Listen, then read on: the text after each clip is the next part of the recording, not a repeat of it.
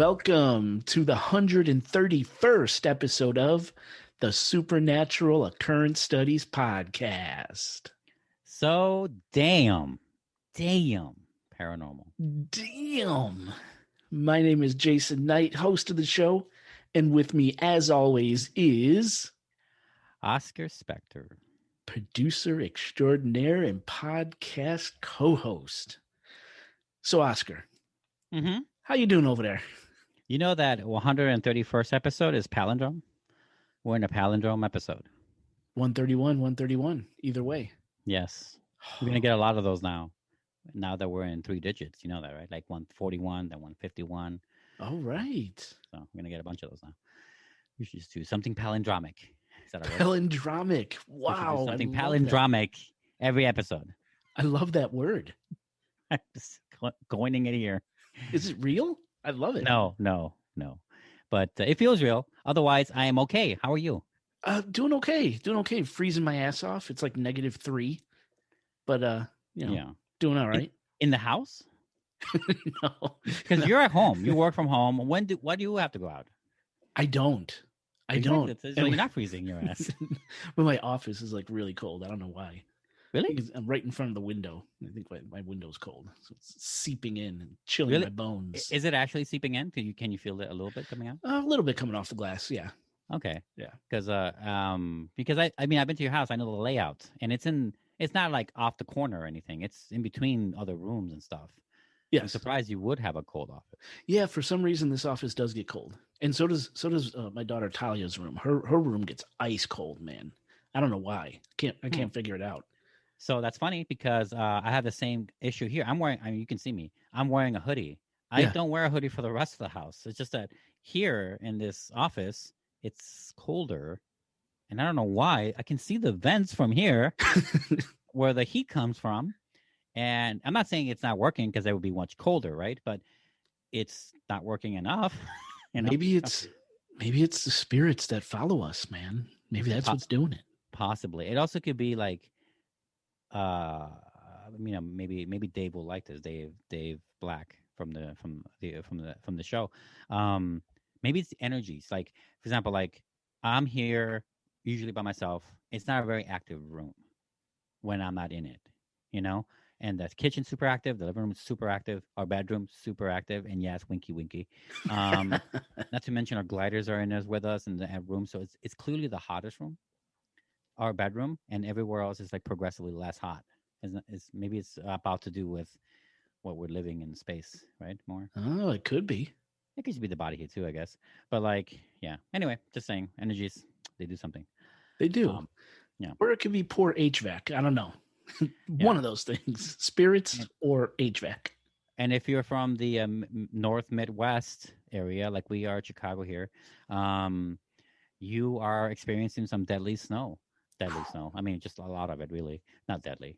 I saw quite a few accidents already, both on the highway and on the way, home or on the streets, somewhere around there. So it's been happening here and there. Hopefully everyone's okay. And yes, I would like to hear people write in some snow day stories if you have any. I'm going to start us off here by saying I got stuck in the snow three times already since the epic snowfall from 5 days ago. And man, times like these, I wish I had a truck. I'll tell you that. Yeah. Times like these, I wish I didn't have a Chevy Cruze, but I have one of those, and it's been. I must have shoveled already. I know it's not a lot because I don't own a home, so I don't have to shovel walkways or anything like you do, Jay. Yeah. You've already spent a cumulative time more shoveling than I have. But the 3-4 hours I have done is just to get out of the road. Man, yeah, it's bad. That's bad. And then it takes forever for the snowplows to come down those residential side streets. Yes. Which makes it even worse, It took them the second night, the third night, I think. Second night or the third day, maybe. Like by the morning of the third day, they had done our street. So at least there's that, and that's fine. And I know Chicago's well prepared for it. We spent a lot of money to get prepared for that shit. Yeah. Like the highways were fine. They have been fine. It's great. Like I could almost live on the highway. It's perfectly plowed and salted, and obviously all the big streets are as well. thankfully. No problems there. It's just the residential ones, man. It's just like, oh my God, this is how the rest of the world is. Yeah, you were saying that you were an hour and a half late to work because you couldn't even get out of the parking space. Right. And I came out of the house an extra hour earlier to shovel my way out. And so it was really 2.5 hours or 2 hours roughly of shoveling and getting out and stuff. Yep. It's been something. So I'm sure there's stories out there, and I hope everyone had a better time than myself. I lost my vape in the snow. Stupid Oscar. And I didn't have boots on either because I was just like, whatever, because it's Chicago. I don't give a fuck. But I do have boots. I just don't use them. Really bad boots. I don't usually go hiking or anything. So anyway, but that's been me. And I know you've been at home, still cold. How's the snow otherwise? Yeah, it sucked. We got probably a foot or just over a foot, and it took me probably 5 hours total the morning after to clear out my driveway, clear out my sidewalks, get the cars out of the driveway, even with a snowblower. It was bad. But from what I hear, our friends and listeners up in the Northeast, like in the New Jersey area, I heard they got like 2 feet overnight. I mean, I just can't, that's a ton of snow. Chicago used to get that back in like the 70s and 80s, but we don't get it that bad anymore. But man. Yes, that's probably the global warming. Could be. I don't know. I mean, it could be a contributing factor, maybe other things too. But I remember hearing stories of people getting stuck on the highways. Oh yeah, in the 80s. Yep. Like people stuck in the highways, and only big ass like plow trucks can make it in. And when they did, they obviously couldn't do everything. But what they did is that they would come in and give people who are stranded on the highway, right, cups of coffee while they wait to be rescued. You know, Could you imagine? I would hear stories like that. People seem to be more civil to one another back then too. No one would do that nowadays. Yeah, but they also had the Chicago Ripper crew back then too. So let's not get too excited here. There's always a tit for a tat, isn't there? Right, always. But yeah, I mean, that's you called it. I mean, I've just been staying inside. I've been getting into cryptocurrency more and hoarding some silver. That's about it. I'm bored, so I buy shit. Yeah. Had a new safe delivered to the house today. Kind of cool. Really? Big ass safe. Oh yeah. It's got the old school turn dial on it and shit. So does it actually work? It does. Yeah. Okay, good. It's cool. So what are you going to put in it? Oh, like my precious metals and important papers and bonds, and probably shouldn't even say this on the fucking air, right? Like, you could say it. Just don't say the combination on the air. Who cares? Do you have cougar ants? I do not have cougar ants. I don't. I always thought, is it Kruger ants, or am I thinking of just Freddy Krueger?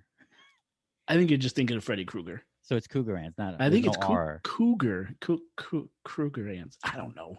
Right, that's what I'm saying. It sounds like it's either or. But now I want it. Although I would buy some Kruger ants where it had like faces of Freddy Krueger on the money on the coins. Oh, that reminds me. I bought some silver. There was a rush on silver lately, so it's taken a long time to get to me. But these silver coins, these 2-ounce silver coins, have all the cryptid creatures on them.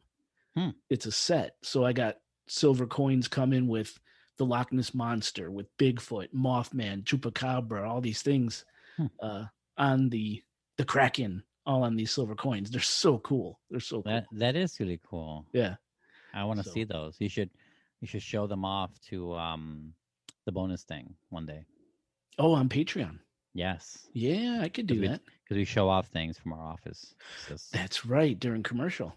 Mm-hmm. Nice. Good call. Yeah, I could do that. I don't think I'm going to get them to like the end of March. Then that's when you do it. That's how backlogged they were on then I silver. guess the April's bonus will have that. Yeah. Really. And my cougar ants too.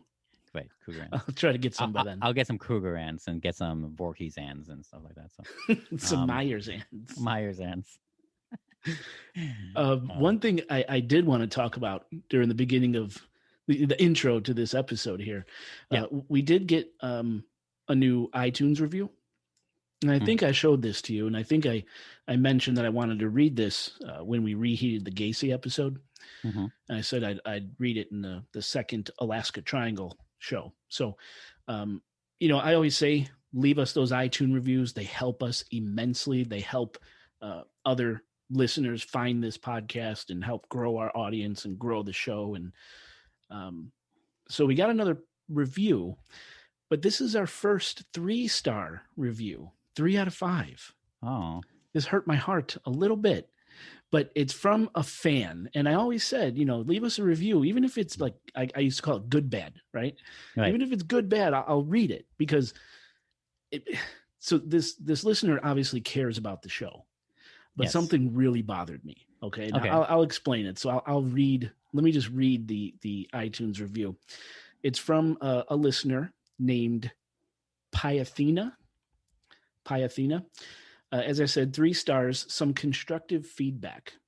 I'm assuming it's a girl, but I guess you can't do that nowadays. So I'll just say the listener said, quote, interesting content. It's clear a lot of research goes into these episodes, which I appreciate. I would change 2 things. First, there is way too much banter. I'm listening to your episode on the Mayan calendar, and there's over 20 minutes of chit-chat before we get to the subject of the episode. Also, Oscar should try to speak more clearly. It is sometimes hard to understand him, which is a shame because his contributions are valuable. I'm a fast talker too, so I know how it is to speed through a thought that you're excited about. Listen to some of your episodes and you'll hear what I mean. Anyhow, good show. Keep up the good work. And this is a quote, right? So first, Pyathena, thank you very much for writing in, and thank you for being a listener and appreciating the work that goes into this show. But I'm going to tell you what bothered me, okay? Well, you're neurotic, so anything would bother you. Now, let's before I get into the thing that bothers me. Yeah, I'm always paranoid about talking too quickly. A lot of times after we record a show, I say to Oscar, I'm like, Oscar, did I read that too fast? Was it okay? Was I on pace? So I always try to keep that in mind. And just when you're excited or even nervous, yeah, we tend to talk fast. So we're going to try to. And I'm a bigger proponent of that kind of thing. I definitely speak too fast. If anything, I have been over the last, I want to say, since I really started researching for the show, which was probably 2020, right, when I did my bulk of researching. I have been, because you were telling me like, oh, that's too fast. You gotta slow it down a bit. And again, I should, because I don't know how I'm saying it. It just comes out, Right. and I do normally speak much faster in real life. Yeah, you do. You do. In conversations, I usually am much faster. So this is a slower down version of me already, And I'm learning how to emphasize certain points and to lower down the words per minute (WPMs). Double guns. And yeah, but it's definitely always a work in progress because it's not always something controllable. I even do notice it myself when I hear it back or when I'm editing it, and there's really nothing I can do because slowing down my voice, even in post credit, like a post edit thing, because you can lower down, you can slow down audio, right? Right. Even doing that, it would sound so off. I see. So I always tend to just leave it in, regardless of how fast I do speak it. But yeah, it won't. Yeah, I know. Oh, I know. Yeah, My point is that I know. I do it too. So we'll definitely keep that in mind. But the thing that really bugged me was the 20 minutes of banter thing. Okay. Oh, okay. Yeah, right. Now I'm going to explain why. Okay. We put into the show notes. Notes. Right. You click on the show notes. We always tell you to click on show notes in our episodes because there's usually cool stuff in there for you to continue researching after the show. There's a timestamp right there that tells you how to get past the intro, where to start the topic, right? Mm-hmm. And we didn't always do that. The first, I don't know, I want to say 30-ish episodes. I don't remember when we started adding that, but from that point onwards into the forever, we're gonna put that there. If you don't want to hear our bullshit back and forth, go to the show notes. It'll tell you what timestamp to go to get to the topic. Now, if you're on the regular feed here, I'm going to drop you off right before the commercials. You don't want commercials? You want to get through all that nonsense? Join our Patreon, right? So I went back and I'm like, okay, the 2012 episodes. I went back to both episodes and it was there, the timestamp, So yeah, all this I remember we did talk about this. Yes. And I knew you were going to mention that when you sent me the review, because Jay, by the way, for those inside baseball knowledge for everyone, I don't read any of this stuff. I don't know when the stuff comes in. I am not up to to the news of SOS. I am not up to speed at all. Jay sends me all this stuff. He sends me a text or an email when we get reviews or any kind of feedback of any kind, And good or bad, he sends me all of them, and I read all of them too. So when he sent me this one, that's the first thing I thought of. I was like, oh, okay, she probably didn't read the show notes. And to be fair, an avid podcast listener myself, I don't read most of them either. See, I always click on details. I always go Right. to the show notes. I think there's certain people types that would, and you are definitely one of those. And I don't know how it is for most people who do listen to podcasts. If they do tend to read the details, I only do so when I'm like, when I'm in the middle of an interview, let's say, and I'm like, oh, what's this guy's name again? And I just check, right? I'll just check the show notes or something. That's usually when I do it, but rarely do I do it, especially for timestamps. I don't usually go there for that. And but like my show, the same thing. Another movie podcast. I put timestamps for every review when we're starting it, every spoilers when we're starting on everything. Yeah, there's always a list, and it's there for people who need it. But I forget all the time, and I should use it more, but I don't. And my point is that maybe a lot of people don't remember to do it. Right. And we talked off air, right? That we'll try to be better at the top of the show. Maybe within the first few sentences, it'll be. After our typical intro, Oh, yes. I'm the host of the show. I'm, Oscar Spector. Afterwards, we can say, if you want to skip the intro, check the show notes for the timestamp. We can do that right in the beginning. Right. But so, it kind of bothered me because it was right there. I think, no, I know. Maybe we would have scored a 5 out of 5 instead of a 3 out of 5. But, well, my voice ain't going to go slower, so it'll still be 4 out of 5. But, no, that's good though. We just gotta bring awareness to it, and that's right. And thank you, Piatella, for telling us. And then absolutely, did I get that right? Piatina. Oop, let me go back there. Piatina. Piatina. It sounds like a foreign language, but I don't know. I can't tell. Greek? Okay, could be Greek. It could be a mixture of two words. I have no idea. Kids these days with their usernames, who knows? Right.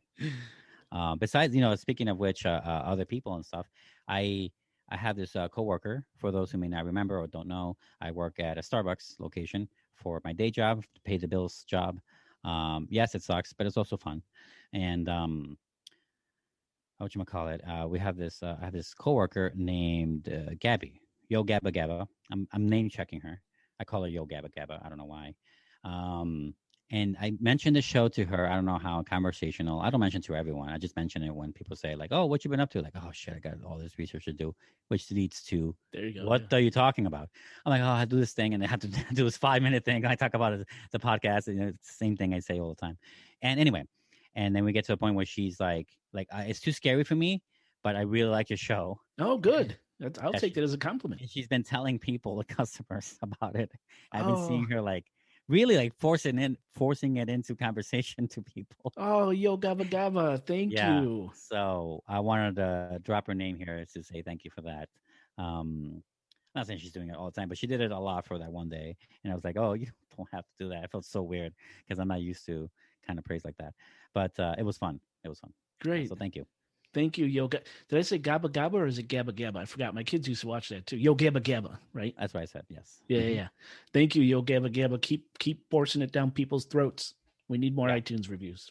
Yep. And I had another friend listen to our Gacy episode. She really liked it too. So. Oh, good. Mm-hmm. Some contact info. Yeah, I guess. Okay. You sure? Is there anything else? No, there is nothing else. I'm just dreading a certain sequence of numbers. Well, let's start with that. You can call or text the show by dialing up Chicago area code 872-529-0767. That's Chicago area code 872-529-0767. Give us a voice. Maybe you should. It's like one of those things where you're trying too hard to tell them there's a Chicago area code. You don't have to say it's Chicago area code. If you believe there was a Chicago area code, you wouldn't say Chicago area code so much. Oh, I see. You know what I'm saying? I think you're trying too hard to sell this lie, and in doing so, it's showing your hand. You're showing your hand. No one's ever gonna bet against this this hand you have because you're showing it too much, and we know you have a good card in there. So like, it's not working. You're gonna lose the bet. Damn it. It's not. It's just I'm just saying, psychologically speaking, I think you're trying too hard. You shouldn't mention the everyone. I hope everyone knows I'm kidding all the time. Okay. It's our bit. It's our shtick. I love it. Yes. I never know what you're going to say. It's great. I never know either. And of course, the easiest way to contact the Supernatural Occurrence Studies podcast is by visiting our website. That's chicagoghostpodcast.com. From chicagoghostpodcast.com, you can get to all of our social sites, including Facebook, YouTube, Twitter, Instagram, and of course, Patreon. And if you really love the show and you want to hear more of it, join our Patreon, patreon.com/Supernatural Occurrence Studies Podcast. For just $5 a month, receive exclusive Patreon-only podcast episodes. These are episodes that are never going to appear on this, our public feed. It's just for our patrons, and it's our way of saying thank you. Thank you for believing in us, and thank you for supporting the show. With that, Oscar, we have 17 pages of notes to get through here. What do you say we take a break and get into the second part of the Alaska Triangle? 17 pages is like a PhD paper. That's not like a notes. Every episode we do, Oscar, you know this as well as I do, because you're working on something right now that might be a 3-parter. It's a fucking dissertation. Every episode we do is a dissertation. Thank you. Dissertation. I can't think of the word. That's why I want a PhD paper. Because I was like, what is it? What's that? I obviously never went to college for that long to know this stuff. I just went to a 4-year and whatever. But yeah, it does feel like a dissertation every single time. And mine is going to be. Yeah, yours is going to be impressive. I have no idea what it is, but oh it my sounds God, it's mega. So long. I just want to get halfway so I could feel like I'm halfway done because I'm not there yet. But that's what we do for the show. I mean, we don't. Yeah, no. We don't just take a couple bullet points and then freestyle the whole episode. I mean, we do tons of research. Yep, that's what we deliver. All right, let's take a break and we'll get back into the topic here. Let's do it.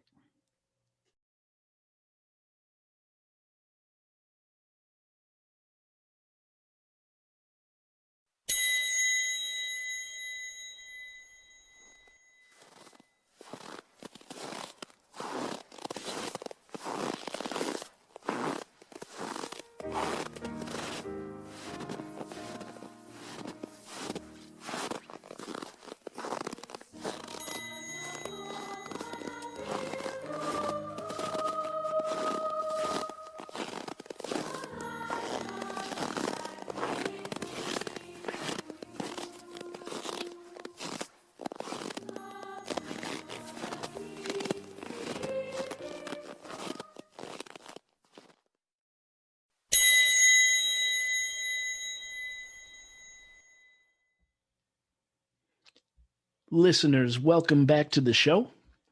Well, the lights are turned down low, the ceremonial candle is lit, and the drinks are flowing. Let's start this show. So, I wanted to begin with a recap of the previous episode, episode 130, Alaska Triangle, Part 1. So, in our previous podcast episode, we covered a bunch of really interesting topics as they pertain to an incredible amount of missing persons and aircraft in an area in Alaska resting within borders connecting Anchorage and Juneau in the south to Barrow, which is now Utqiagvik along Alaska's north coast. Thus forming a triangle of total madness. We mentioned that since 1988, an estimated 16,000 people have disappeared in the Alaska Triangle. That's something like 533 people a year, or roughly 5 in every 1,000 people that go missing without a trace. It's just unbelievable. Now, in the previous episode, we got into some fun Alaska facts, like I like to do. Mm-hmm. We really placed emphasis on Alaska's topography and what could maybe some natural explanations for the disappearances. But still, 16,000 people since 1988. There has to be more going on here, right? So with that in mind, we also got into some theories as to why people and aircraft go missing in the Alaska Triangle at such an alarming rate. First, we discussed 3 cryptid creatures as possible culprits: the Alaskan hairy man, the shape-shifting Kushtaka, and those nasty little Inukins. Remember those? Unfortunately, yes. Yeah, creepy little bastards. Next, we focused our eyes skywards and talked about 4 aircraft incidents with very unusual backstories, including one with a shocking extraterrestrial connection. We also provided links to photos and to Alaska's active missing persons bulletin and the Alaska Missing Person Clearinghouse, 2 official websites where you could see and research for yourself a massive list of people missing in Alaska. And those missing, we're talking men, women, children, young, old, middle-aged, many nationalities. Whatever's happening in our 49th state does not discriminate.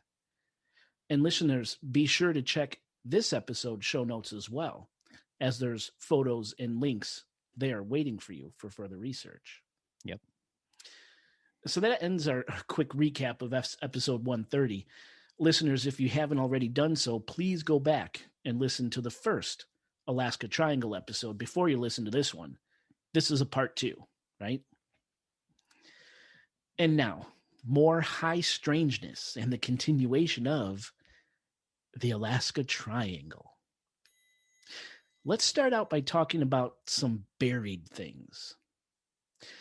At the end of July 2012, Linda Moulton Howe, an Emmy Award-winning TV producer, documentary filmmaker, and reporter and editor for EarthFiles.com, a well-respected fringe science website, she received an email from a man who wanted to be referred to as John Smith, saying that his father, I know, right? Sorry. His father, a man named M.B. Johnson, a retired military man and an employee for Western Electric under Bell Labs and AT&T, John Smith said that his father told him that between the years 1959 and 1961, he worked at the base of a pyramid located west of Mount McKinley, approximately 700 feet underground. Now, you got to understand, at the time, if there was any cutting-edge, groundbreaking science being conducted in the world, it was being done right here in the United States under Bell Labs. That's a fact. And keep in mind, John Smith's father, M.B. Johnson, worked for Western Electric under Bell Labs. Now, Johnson, the father, said that the pyramid was referred to as the Dark Pyramid. What's a pyramid? The Black Pyramid. It's in the astral plane. Or the Black Pyramid, by those who worked at the pyramid site. Johnson said that when he went down 700 feet in a mine shaft elevator, the elevator opened to a cement walkway that had been built through a tunnel that led to the base of a massive underground pyramid. You can get lost in all that white. Now think about that for a moment. In order for there to be an elevator shaft, a tunnel, and a cement walkway leading to this thing, that means tons of people have to know about this supposed underground pyramid. There had to be construction crews, stone cutters, masons, heavy equipment operators, all involved just to get down to the pyramid, let alone the scientists involved to study it. Yet no one's talking about it. Why is that? Yeah, I'm thinking, first of all, are you getting whiffs of the thing here a little bit? Obviously not as, right, I mean, the thing isn't, it's just like a little thing compared to a pyramid. Absolutely. But I got a whiff of that, and I got a whiff of that one Predator movie, too. 7 days ago, one of my satellites over Antarctica discovered a pyramid. Yes, I was just, oh, fuck you. I was just about to say the Predator. No, that's good. That's good. In PvP, I think, right? Predators, or AVP, sorry. I think it was AVP with the Italian aliens. scientists. That's right. But if you want a better version of that, I think of the Resident Evil games has a lot of, they deal with a lot of underground facilities, and one of them is shaped like an underground pyramid. One of them is shaped like a hive. It's I remember called that. the hive, but it's like all these, you think of all these underground stations in general, and this is like one of them, right? This is like another rendition. It's just, that was my first thought, and I wanted to mention that here. It does. It does kind of smell of that, doesn't it? Yes, it does. It does. Yeah. Yeah. But yeah, all these people had to be involved just to get down there, let alone study it, but no one's talking about it. Why? Right? You got to ask yourself why.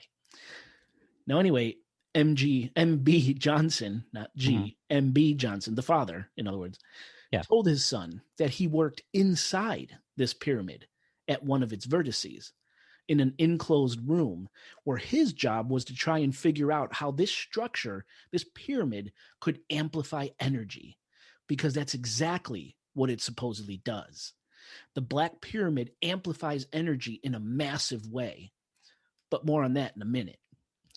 Now, on September 3rd, 2012, Linda Moulton Howe announced to the public yet another email she received from a man named Bruce L. Pearson, who said that his father, now we got two fathers, one working for Western Electric under Bell. Now, this one was a decorated Navy man who's never named, by the way. They are everyone, and they are no one. The email talked about his father's firsthand knowledge in 1978 about a massive underground pyramid, approximately 4 times the size of the pyramid at Cheops in Egypt, located, if by flying by helicopter, 2 hours east of Unalakleet, Alaska. Okay. Now, if you take both stories, MB Johnson, the Western Electric guy, and Bruce L. Pearson's story about his Navy father, and you combine the locations, that places this underground pyramid somewhere between Unalakleet, Alaska, which is to the west on the coast of the Bering Sea, part of the Nome, Alaska census area, and Mount McKinley, which is near Denali, Alaska. And when you look at a map, Mount McKinley definitely falls within the Alaska Triangle, although Unalakleet, Alaska, doesn't. Okay. Now, according to the message Moulton Howe received from Bruce Pearson and subsequent interviews with Pearson, in the mid-1970s, Pearson's parents applied to teach in Alaska after his father retired from the Navy, and the family moved to Unalakleet in 1976. Now, 2 years later, in either April or May 1978, Bruce Pearson's father met a U.S. Air Force pilot in Unalakleet, and the two they became fast friends. You know, they both served in World War II. They both spent time on PT boats in the war, so they traded war stories, and this friendship blossomed, a kinship. Plus, Unalakleet is a small place. Everyone kind of knows one another, and these two men hit it off. You might have to also know everyone, right? You don't have a choice, right? Right. So as the story goes, the Air Force pilot, who was also never named, by the way, offered to take Pearson's father on a helicopter ride to a classified location a few hours west, heading inland of Unalakleet towards Mount McKinley. This was to be a parts delivery mission. The Air Force men said that they'd be loaded with heavy cargo, fly over to the location, deliver the cargo, refuel, and then head right back to Unalakleet. Now, Pearson's father agreed, and off they went. Just two old, military men spending some time together, right? Yeah. Now, once inside the helicopter, en route, Pearson's father was kind of debriefed on this mission. He was told that they were flying to a generating facility located underground, to which Pearson's father asked, like what, a nuclear power plant?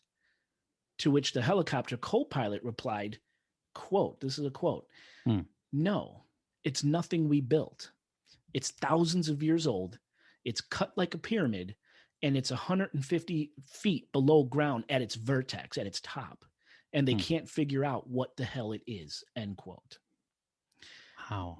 Now, the pilot, the Air Force guy, and the co-pilot went on to say that this thing, referring to the pyramid, quote, "will put out enough energy to power the whole state of Alaska and the entire country of Canada. That's how much juice it puts out, and no one could figure out why it's there," end quote.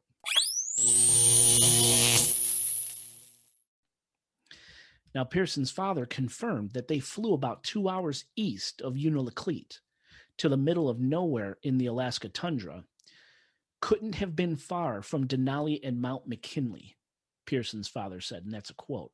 Mhm. Now, here's where it gets really interesting.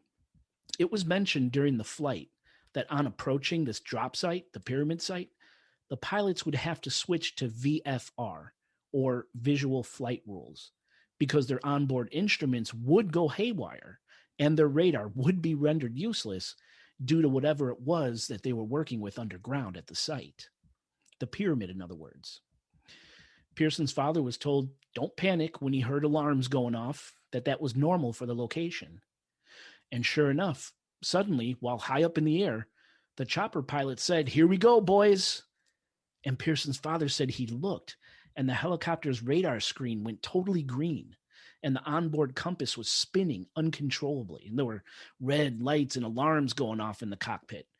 But the pilots were ready, and they flew by visual, and all was fine. When the helicopter landed at the pyramid site, Pearson's father said he saw a blockhouse, which is like a concrete shelter used as an observation point. Think of when you see like nuclear bomb test video, from way back in the day, the black and white, they're all hunkered down in that cement bunker. Yes. That's supposedly what this guy saw there. He also saw a fuel dump, a vehicle storage facility, like a large garage. He saw a snowcat and a few other vehicles parked around. And off to the side, he claimed to have seen what looked like a few mine shaft elevators just kind of sticking out of the ground, with electrical razor wire fence surrounding each shaft, with guard stations, complete with armed guards above the mine shafts. He said that the guards wore black uniforms with no visible patches or identifying insignias. Oh, really? Really? Yes, like black ops type shit. Now, the three men, Pearson's father and the helicopter pilot and co-pilot, they never got off the helicopter. Instead, 6 men in black uniforms approached the helicopter and then unloaded 3 very large, very heavy, machined metallic cases. And actually, Pearson's father said that the cases were beautiful in their construction. They didn't know what was in it. Never did find out. As the cases were being carried off, a Jeep pulled up with a fuel pump on the back, along with a man stationed at a 50 caliber machine gun pointed right at the helicopter. The chopper was refueled, and off the 3 men flew back to Unalakleet. And that was that. No one knew that the Black Pyramid, no one knows if the Black Pyramid existed until Linda Moulton Howe released it to the public in 2012. No one knew this thing was there. And to this day, we're really not sure if this pyramid exists or not. Yeah, I was briefly reading it up on that when you were talking. I was like, this is kind of what you're saying is what I'm reading here, and no one knows exactly for sure either. But it makes me wonder if could this be one of the reasons why Alaska was purchased by the United States? Oh, man. I wanted to mention that because you talked about it in the first part.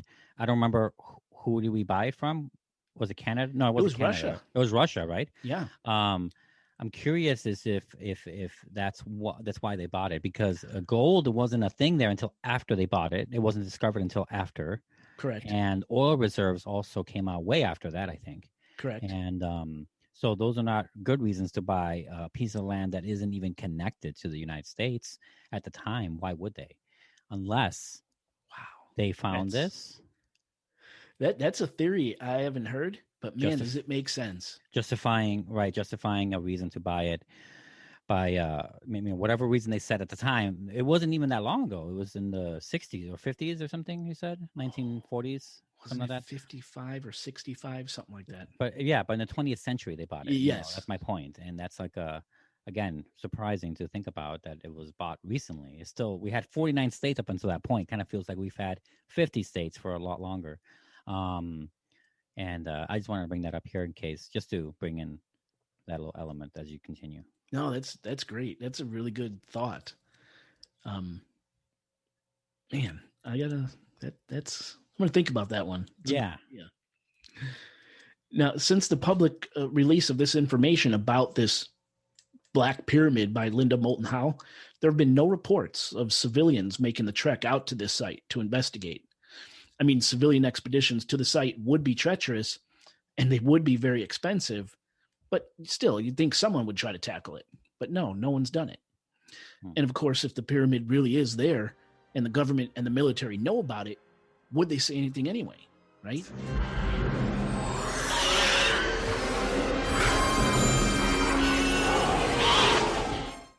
And that's all we really know about the Black Pyramid. It's massive. It's located way underground, somewhere between Unalakleet, Alaska, and Mount McKinley, likely closer to Mount McKinley, which is inside the Alaska Triangle. It's old as hell. No one knows how it got there. And it's said to pump out massive amounts of energy. Like, man, how does it pump that out? No one knows. It's a reactor of some kind. You know, they say this about the ancient pyramids in Egypt too, or pyramids all over the world, frankly. What do they say about it? That they were ancient power sources. That does what? I don't know. Like, are you saying that, like, electrical? Is that what you mean? Is that what they mean? Right. Okay. Just want to make sure. Electrical, right? So it was a source of free energy for these ancient civilizations, which gives rise to this whole ancient alien theory that we were visited by the sky gods, the aliens. They built this technology for us way back then that provided free energy to these civilizations, that the civilizations weren't as dumb as and Neanderthal-like as we think, that they were actually very advanced, part and parcel.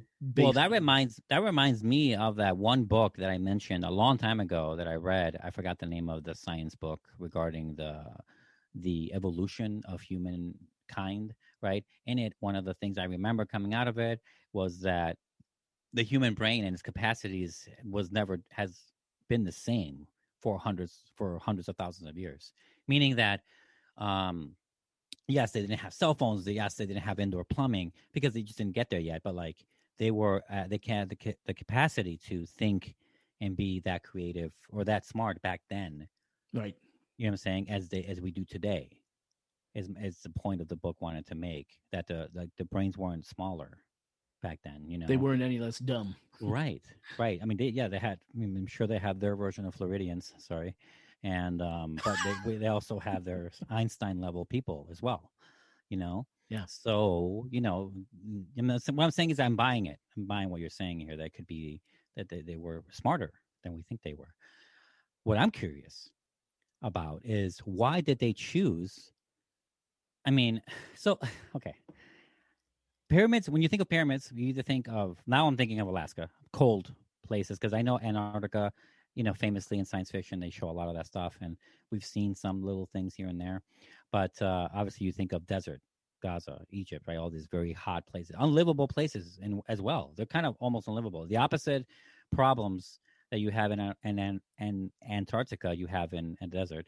I'm curious as to why those places were chosen to build them.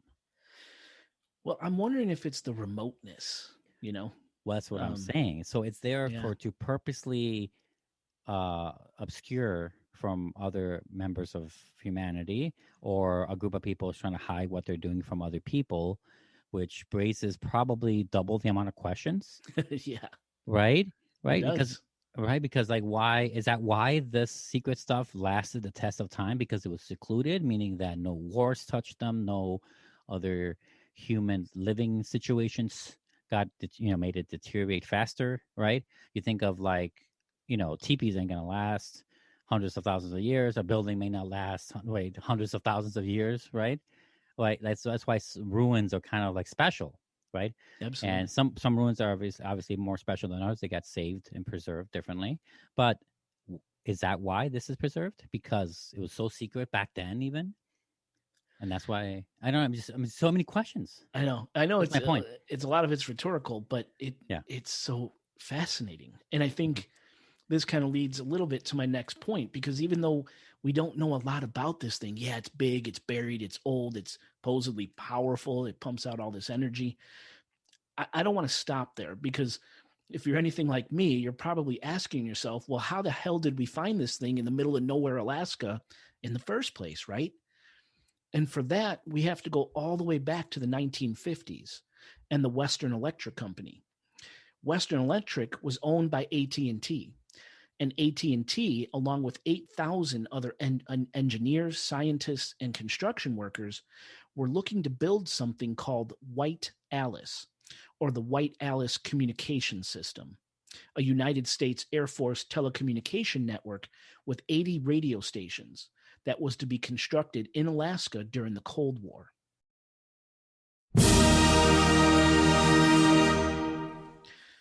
This communication system was to give us, the United States, early warning if there was something heading towards us from the Soviet Union over the North Pole. Like like a missile or an enemy aircraft. Now, the area where White Alice was to be built had only before been visited by the occasional hunter, a trapper, maybe a wayward gold miner, or a native tribe. Remember, this is a very remote area of Alaska next to zero people traffic.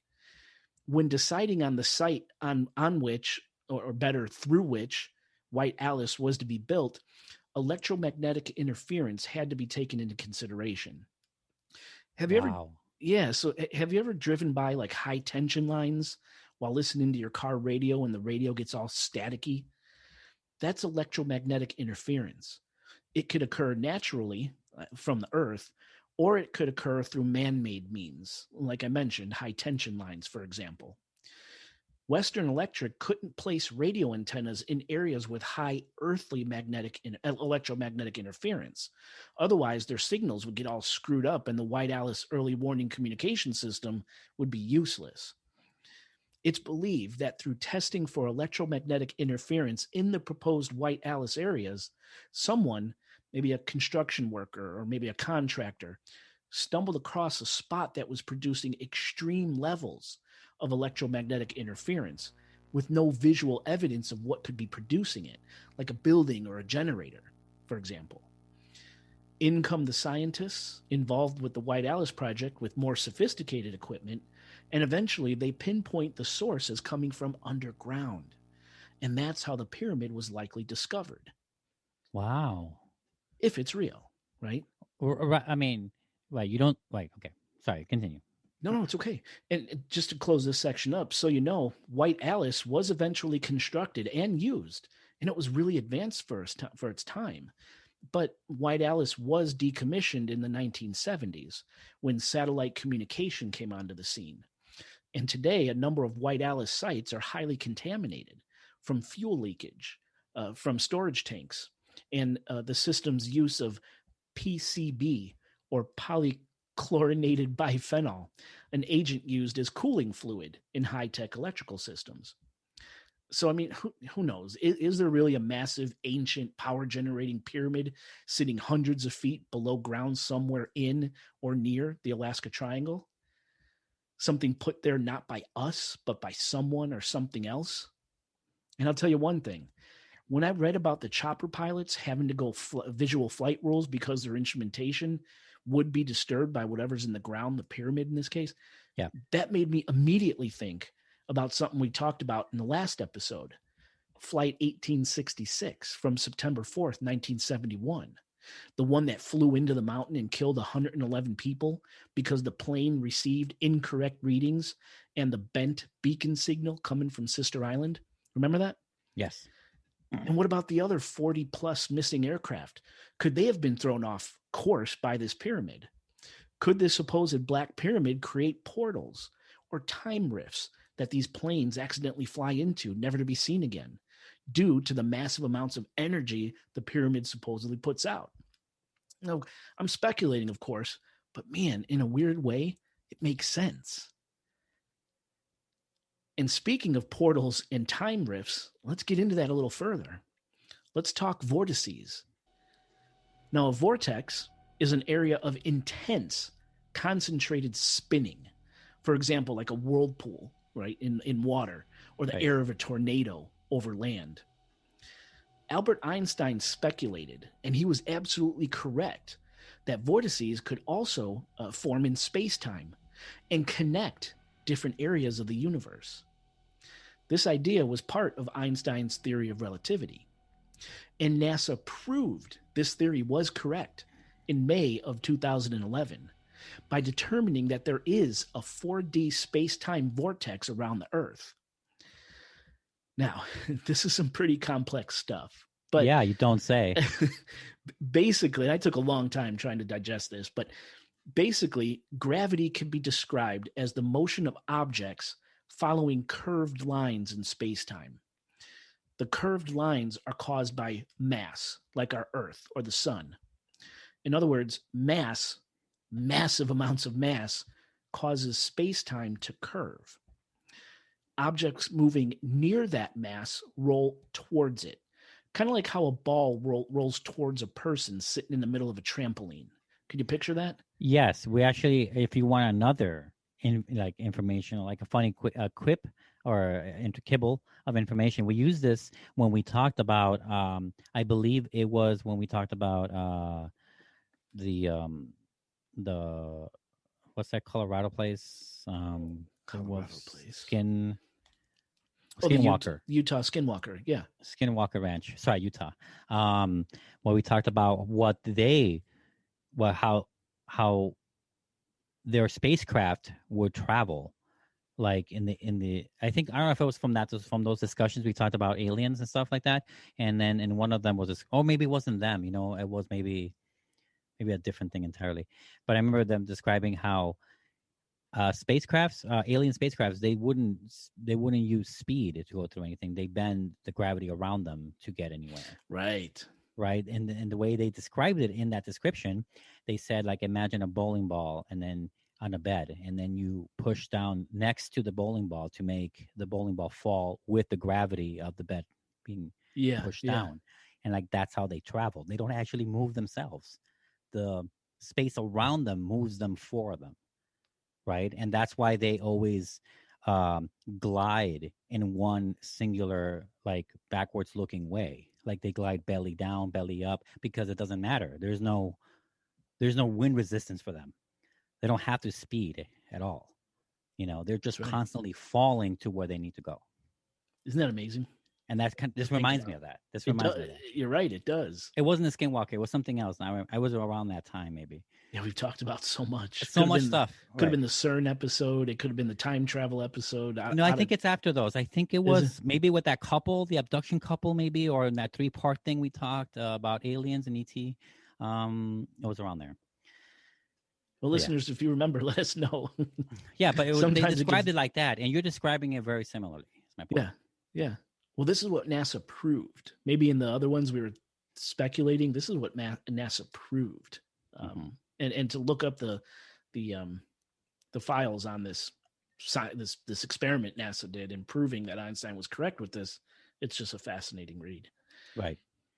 So remember, curved lines are caused by mass, like our Earth and our sun.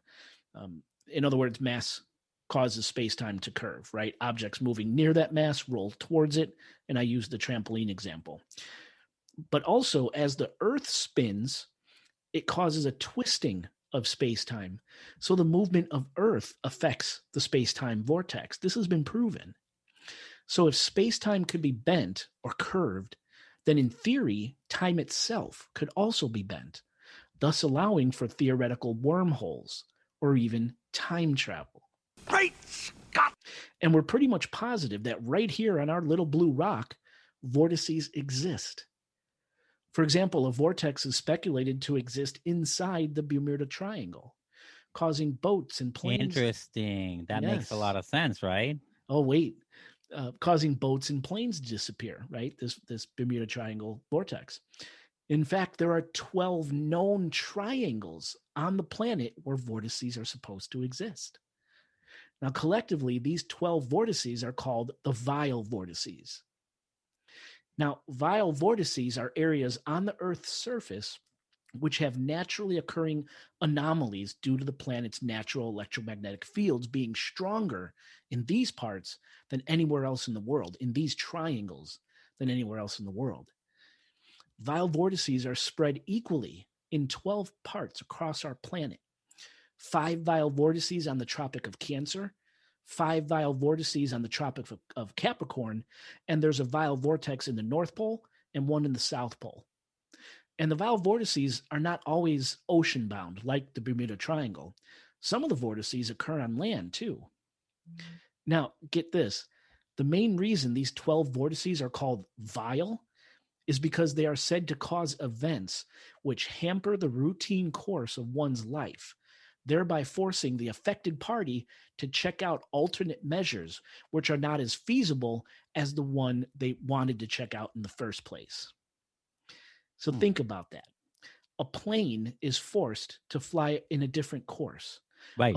A boat navigates alternate waters, or a hunter or a hiker takes a different path than they otherwise would not have traveled. Now, I want to cover these 12 vile vertices in detail in another podcast episode because they are fascinating. But for now, I want to name and list where these vile vortices are located. Okay. Yep. Now, the one we already mentioned, it's the Bermuda Triangle, located in the Atlantic Ocean, roughly bound by Miami, Florida, the island of Bermuda, Right. and Puerto Rico. There's the South Atlantic Anomaly, which occurs near the coast of Brazil and is actually an anomaly in space rather than on ocean or on land. That one's a really interesting one. There's the Mohenjo-Daro Vortex, located in the Indus Valley in Pakistan. There's the Algerian Megalith Vortex in North Africa, the Dragon's Triangle in the Pacific Ocean off of the coast of Tokyo. There's the Hamakulea Volcano Vortex in Hawaii. Another vile vortex is located at the Great Zimbabwe Megaliths in Africa. There's Wharton Basin off the west coast of Australia in the Indian Ocean. Interestingly, where Malaysia Flight 370 is thought to have crashed. Breaking news tonight, a Malaysia Airlines flight with 239 people on board, including 4 Americans, has gone missing. Really? And sank back in 2014. That's funny that you mentioned that. Because I was thinking about that last episode when we were talking about the flight stuff, and I was thinking about the whole Alaskan Triangle thing. The Malaysia thing came up in my mind, but I couldn't find a way to tell you it just came up, it popped in my head. Yeah, and I didn't really know why. I was thinking about the Malaysia thing. Well, I often think about it though. So it's a strange, crazy case. Mm-hmm. But yeah, supposedly it went down in one of these vile vortices. There's the New Loyalty Island Vortex, located in the southwestern Pacific Ocean near New Caledonia. There's the Eastern Island Vortex in the South Pacific Ocean, and there's a vortex in the North Pole, and there's one in the South Pole as well, like I said.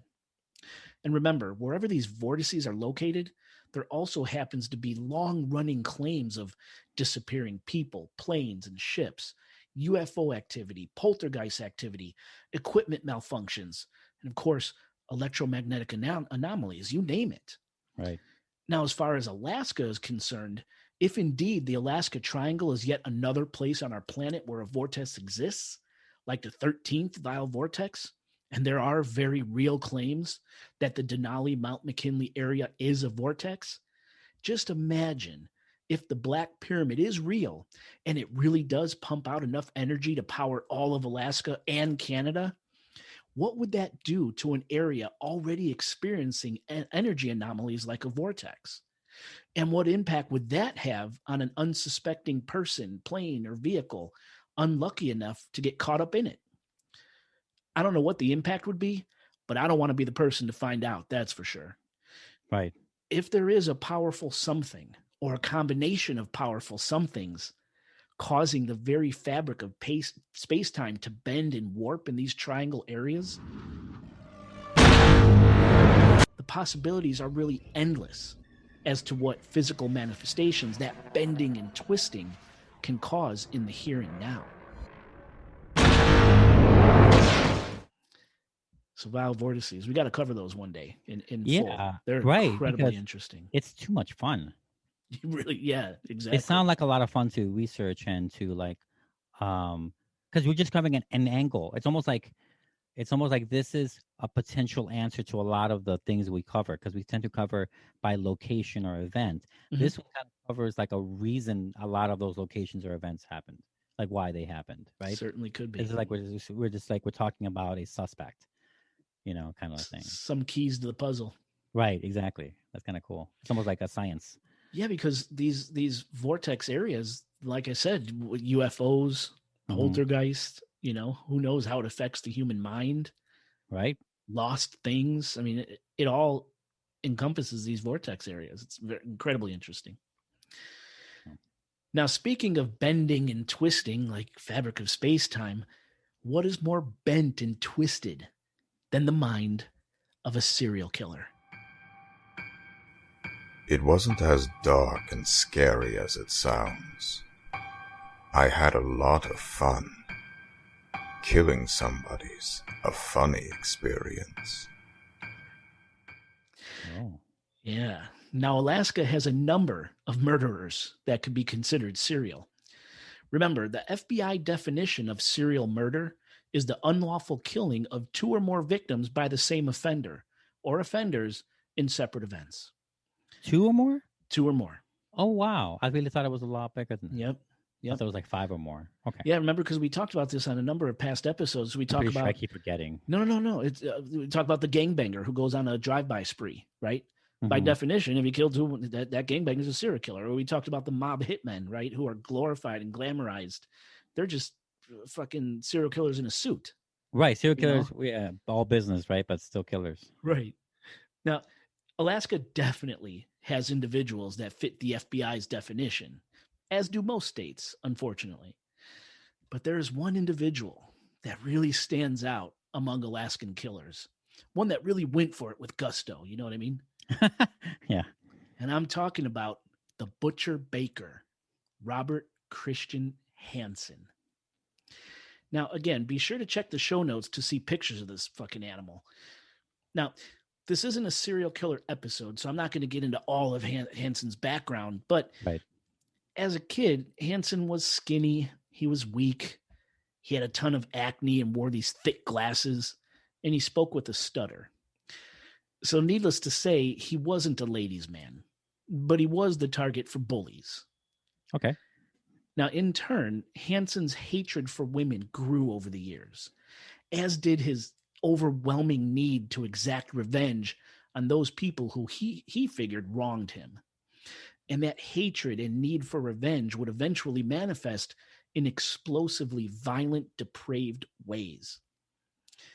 Now, Robert Hansen was also an avid, incredibly skilled hunter, having won world records in the Pope and Young Club, one of North America's leading bow hunting and conservation organizations, for killing with a bow and arrow a world record-setting Dall sheep and the number 2 in the world barren ground caribou in Alaska in 1971. Unfortunately, though, Hansen didn't stick to hunting just animals. Hansen's other passion was hunting strippers and prostitutes. Literally. Wow. Robert Hansen's MO was particularly brutal. After raping and torturing his victims in either the wilderness surrounding Anchorage or at his home on the east side of Anchorage, Hansen would then fly some of his victims in his private plane to a cabin he owned in the Kinnick River Valley, about an hour north of Anchorage.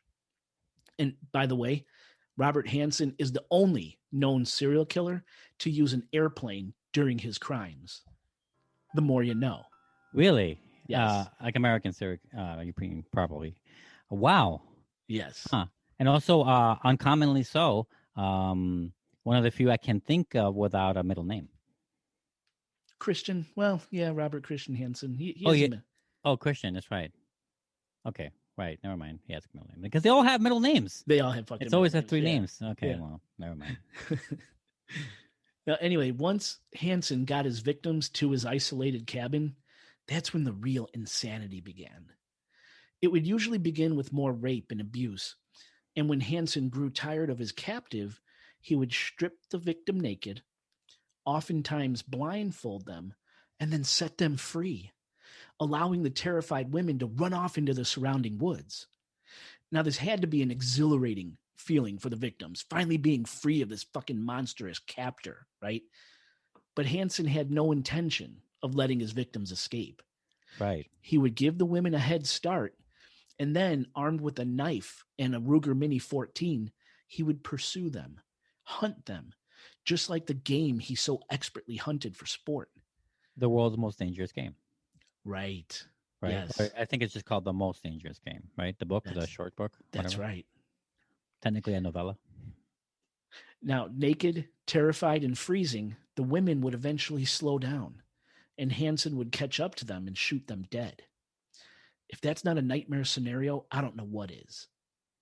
Now, ultimately, Hansen is believed to have killed upwards of 37 women between 1971 and 1983. He is known to have killed 17, but only 12 bodies have been found. Hansen also confessed to committing 30 rapes during this time as well. Just an animal, this guy. Now, unbelievably, Hansen was able to get away with his crimes for 12 years because he poised himself as an upstanding member of society in Anchorage, where he lived. Not only was he harmless looking, quote, like a perfect dork, end quote, as one of his assault victims would later say, he was also seen as a loving family man. He had a wife and 2 kids. He was an all-star hunter, and he owned a very successful bakery in Anchorage, hence the name The Butcher Baker. Now, Hansen's killing came to an end on June 14th, 1983, when a woman named Cindy Paulson, an intended victim, broke free of Hansen at the airport where he stored his plane, like he was in the process of taking her to his cabin to do God knows what when she escaped. Paulson ran to a nearby road, flagged down a motorist, and that was it. Hansen was done. Now, once caught, Robert Hansen, the Butcher Baker, wound up copping a plea deal. And even though he confessed to 14 to 17 murders, sources differ about his confession, he was only charged with 4. He was sentenced to 461 years plus life without the possibility of parole. And Hansen died on August 24th, 2014, at the age of 75 from natural causes at Alaska Regional Hospital in Anchorage.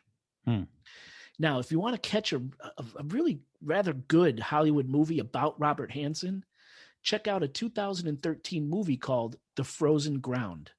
Just because I did some things in my past, don't say that I've done this here, because I did not. I did not. Okay, Bob. I did not kill anyone. Bob, just calm down. Sorry I'm late. Bob, we found this at your house. Can you tell me what it is? Starring John Cusack as Robert Hansen and Nicolas Cage as Sergeant Jack Holcomb, a character based on the real Alaska State Trooper named Glenn Floth, a cop responsible for bringing Hansen down. It's actually a pretty good movie. Responsible for bringing him down in a sense of like, were they on the case of these missing people, or or like was he involved only after the motorist was stopped by the girl? No, they were investigating because these bodies were turning up. Right, right, and they were going with a serial killer, like one person in mind, kind of thing, right? Yeah, but not Hansen at all. No, right, not Hansen at all, right, right. But I'm saying is like they were at least they were aware, because it's one thing to just find out that, oh shit, like all these murders are happening, right? And if this girl hadn't escaped and brought this guy down off the street, flagged him off the street, you may never have known not only that it was this puny perfect dork looking guy, right? You'd be surprised if it was any kind of serial killer, right? Necessarily. Oh, okay, but okay, they were onto him. I want to see that. I've heard of it. It's on Netflix, I think. It's a good movie. I really liked it. I want to see it. Yeah. And I didn't put this in here because again, this wasn't a serial killer episode, but the cops went to Hansen more than once. There were women complaining about how he would abuse them when he picked them up, right? But again, perfect dork. Oh, this is Robert Hansen. He owns that bakery over there. They got good donuts. You know what I mean? Yeah. And plus, he also had friends in his town lie for him and create alibis for him. So the cops, they could have had him a few times. Did the friends know that? They didn't know he was killing. No, they just thought, this guy, he picked up a hooker. Things got a little out of hand. Don't need to ruin this guy's life. We'll stick up for him. Wow. Yeah. I'm sure that happens more often than not, but I'm always curious as to what reason he gave for the bedrock lie that he gave these colleagues and friends to lie for him. Yeah. Because it's a tight line. You got to make up something that could conceivably be considered to be like a good reason to lie for something like this, but also not be like a big red flag for others to see, like, what is he really hiding? That's a good point. I always wonder, like, I guess it depends on the people also, but I always wonder what reason he gives them. Yeah, I would like to have been a fly on the wall for that one. Right. Those conversations. Yeah. But then again, sometimes guys stick up for each other. Not saying I would in this case, but it's not unheard of. Yeah, put it this way: I will never put you in a position where you have to make an alibi for me for murders I've committed. And I will appreciate that. I will never do that to you. Well, it's inconceivable for me to imagine it, so there's one reason. But also, like, it reminds me of something else, but I think it's more off air, and it'll get sidetracked too much. But you're right though. Guys do that, and I can see the inklings, like the beginnings of that thinking, right? To where this guy might have taken advantage of that. Yeah. I can see that maybe. Mm-hmm. Very this, as horrible as he was, it is an incredibly interesting story. Mm-hmm. I want to see that. I want to add it to my Netflix queue while you continue. There you go. Now, the reason I added the story of Robert Hansen to this episode is because some of his victims are still missing. Only 12 bodies have been located out of a possible 37. I mean, who knows? There could be even more than 37 out there. This guy was prolific and he was insatiable, and his hunting grounds were vast and isolated. Who knows how many more bodies could be out there waiting to be discovered? Now, I know some listeners might be thinking, but Jay, you started the first Alaskan Triangle episode saying that 16,000 missing since 1988. Hansen's murders happened before 1988. And that's fair, I guess. But to me, missing is missing. But if the years bother you, how about this? Alaska's most notorious serial killer just happened to pop up and execute some of the most vicious, depraved crimes the country has ever seen inside the Alaskan Triangle. Keep in mind, Robert Hansen, he wasn't from Anchorage. He was from Iowa. He moved to Anchorage, one of the points making up the Alaska Triangle, and that's when all hell broke loose. How's that for a story hook? Right. Now, going from serial killer to something, it's a very hard segue, so I'm just going to go. I have to at least mention there's a research facility at the center of multiple conspiracy theories, which happens to be located in a town called Gakona, about 3 hours, 45 minutes outside of Anchorage, Alaska, inside the Alaska Triangle. Okay. It's an array of 180 radio antennas that beam electromagnetic frequencies up into the air. I'm talking about the High Frequency Active Oral Research Program, or HARP.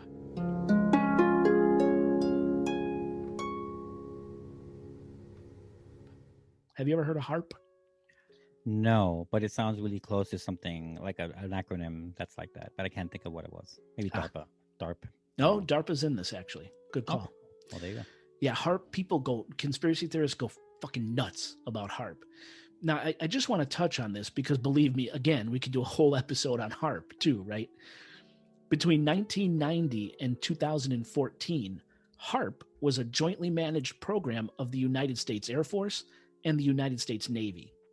And its goal was to research the physical and electrical properties of the Earth's ionosphere, that area of our sky that stretches from about 50 miles to 400 miles above Earth's surface, or right about at the edge of space, which can affect our military and civilian communication and navigation systems. HARP uses something called the Ionospheric Research Instrument, or the IRI, to temporarily excite a limited area of the ionosphere for scientific study. And then other highly sophisticated scientific instruments are used to measure the results in that excited area. Okay, does that make sense? I don't know what you mean by excited. So HARP will shoot up this beam of energy into the ionosphere, and where that beam of energy hits, it excites the particles there. It gets them all jazzed up and going crazy. Really? And then they analyze what's going on. And there's a reason here, and I'll get to that. Like an adrenaline shot to the chest of the ionosphere. Yeah, good. Okay. Exactly. Okay. HARP technology is also used to better understand and predict space weather for satellite operations at low orbit, and to better understand how to mitigate the effects of potential high-altitude nuclear detonations on low Earth orbiting aircraft and on Earth itself. Okay? Some pretty important geeky stuff was being researched at HARP, in other words. However, the fact that HARP can manipulate the ionosphere, and the fact that DARPA, or the Defense Advanced Research Projects Agency, basically the U.S. Department of Defense's research and development arm, helped fund HARP for years, has the tinfoil hatters screaming conspiracy. You see, over the years, HARP has been blamed for everything from being a weather manipulating superweapon to mind control to creating mass mindless zombies. So let's explore each of these claims a little bit. Now, as far as weather as a weapon, HARP conspiracy theorists claim that HARP can control and target weather super events.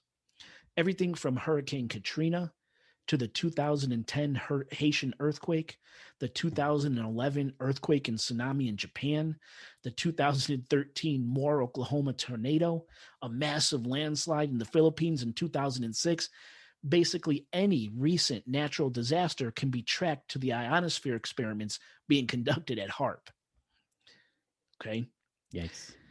Now, when it comes to mind control, I've left a link in the show notes to a patent that was filed by Duke University adjunct professor Joel Stephen Goldberg.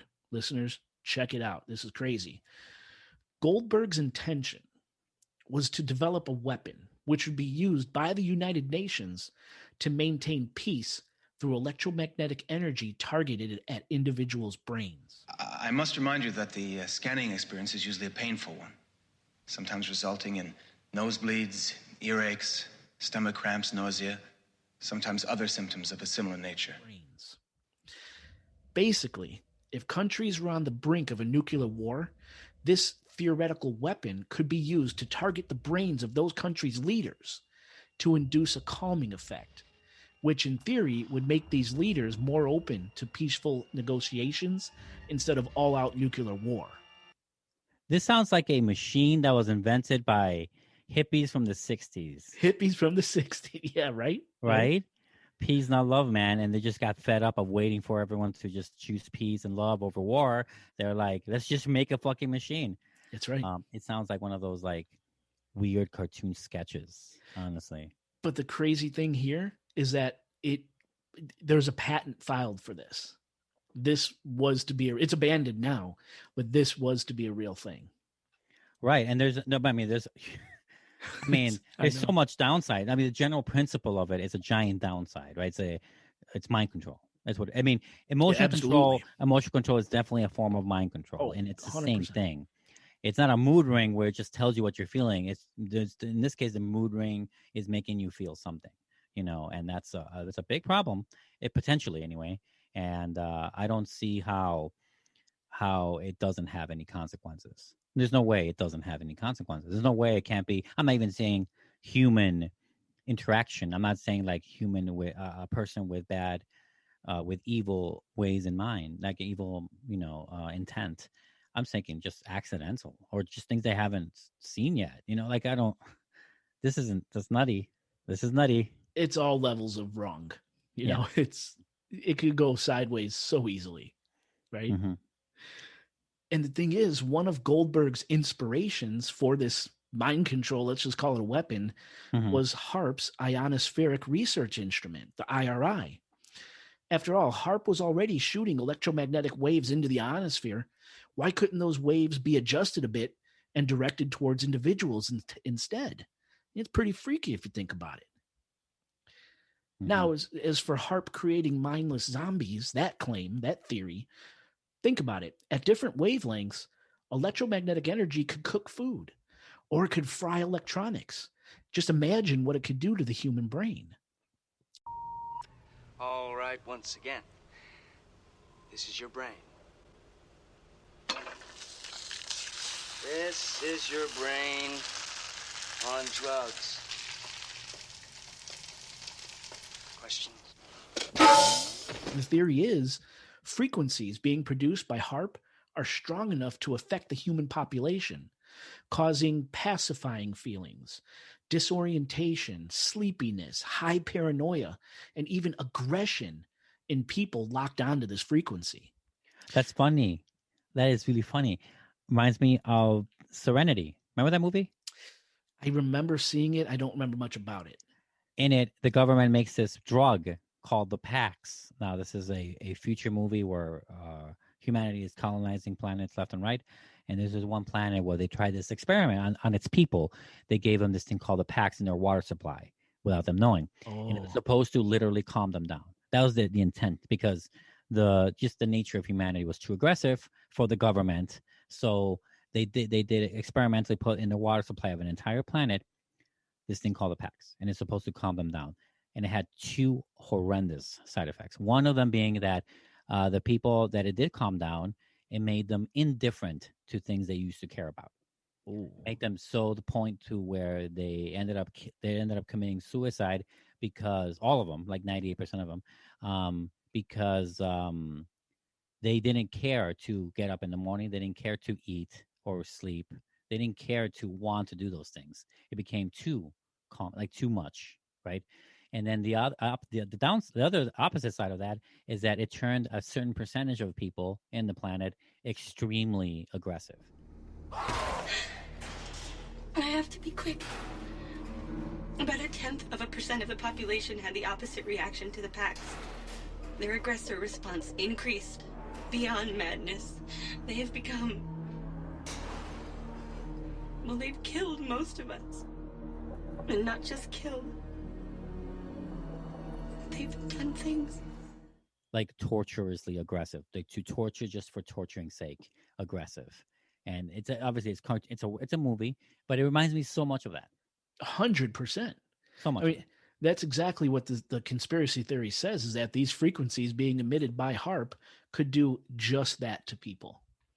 Pacify them, put them to sleep, make them hyper aggressive, everything in between. We're talking the full-on possibility of mind control using energy, HAARP energy. Now, the funny thing is, there are hikers in Alaska that claim to have encountered feelings of intense fear out of nowhere for no apparent reason, which caused them to take off running and ultimately get lost, getting themselves lost. Right. Yes. It's like this fight or flight that comes out of absolutely nowhere while they're hiking. Is this what's happening to some of the missing in the Alaska Triangle? Are they encountering HAARP signals, which in turn causes them to act erratically, and they ultimately get lost in the vast Alaska wilderness, never to be seen again?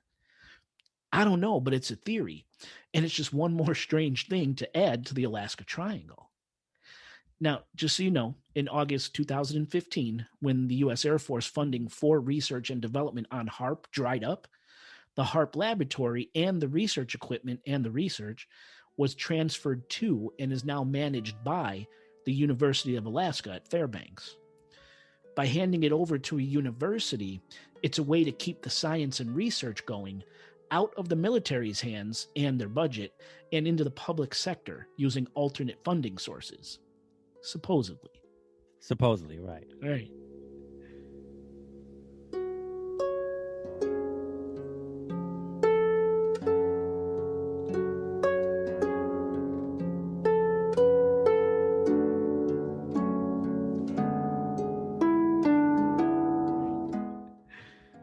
So that's HAARP. And finally, before we put the Alaska Triangle to bed,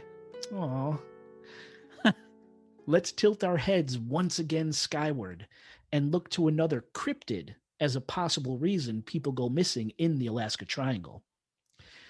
There's a legend shared by many indigenous tribes, predominantly tribes of the Midwestern Plains, the Northwest Coast, and the Northeast, which describes a supernatural bird of absolute gigantic proportions, with brilliant, colorful feathers and talons large enough to carry a killer whale, much like an eagle would carry a fish.